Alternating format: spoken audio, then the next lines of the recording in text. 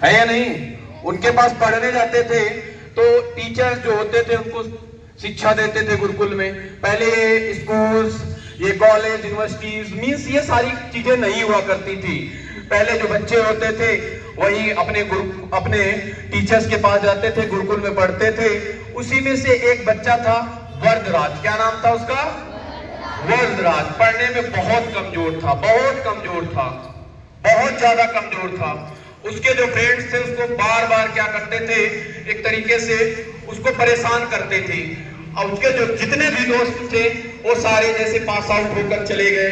वो लेकिन हर बार पढ़ाई तो करता था, मेहनत करता था, लेकिन उसके दिमाग में क्या होता था, ये चीजें जो याद करता था वो बैठती नहीं थी। और क्या होता था, हर समय वो असफल रहता था। उसके जितने फ्रेंड्स थे वो सब पास होकर आगे निकल गए और धीरे धीरे बढ़ते चले गए। अब उससे क्या होता है, वरदराज से पहली बात तो बच्चे तो परेशान थे ही, क्योंकि बच्चे जो उनके फ्रेंड्स थे वो दोस्त भी नहीं बनाना चाहते थे वरदराज को। क्यों? क्योंकि पढ़ने में बहुत कमजोर, जो पढ़ता था वो याद नहीं होता था, और जब भी एग्जाम देता था हर समय फेल हो जाता था, हर समय असफल हो रहता था, हर समय फेल रहता था। वो उसी क्लास में रहता था और सारे बच्चे उससे पास आउट होकर उस गुरुकुल से क्या होते हैं, चले जाते हैं।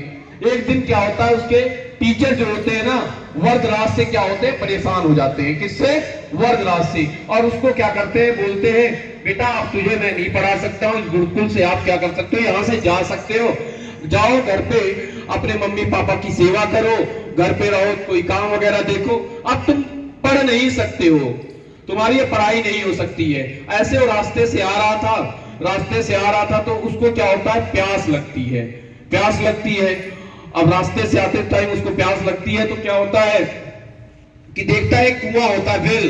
पहले गांव वगैरह में कुआं हुआ करते थे, वेल हुआ करते थे, जिससे क्या होता था, जो फीमेल्स होती थी, लेडीज होती थी, पानी कुएं से निकालती थी।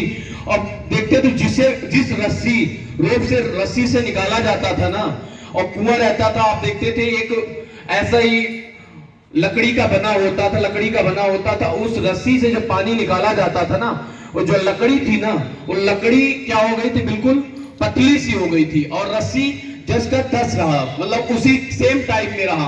और रस्सी क्या होता है, वो बिल्कुल पतला नहीं होता है। अब देखा जाता है तो ये क्या करता है, वरदराज उससे पूछता है, उस लेडी से पूछता है, ये बताओ इसका कारण क्या है, जो लकड़ी है तो पतली हो गई है, लेकिन रस्सी इतनी कोमल है, इतनी सॉफ्ट है, ये पतली क्यों नहीं हुई?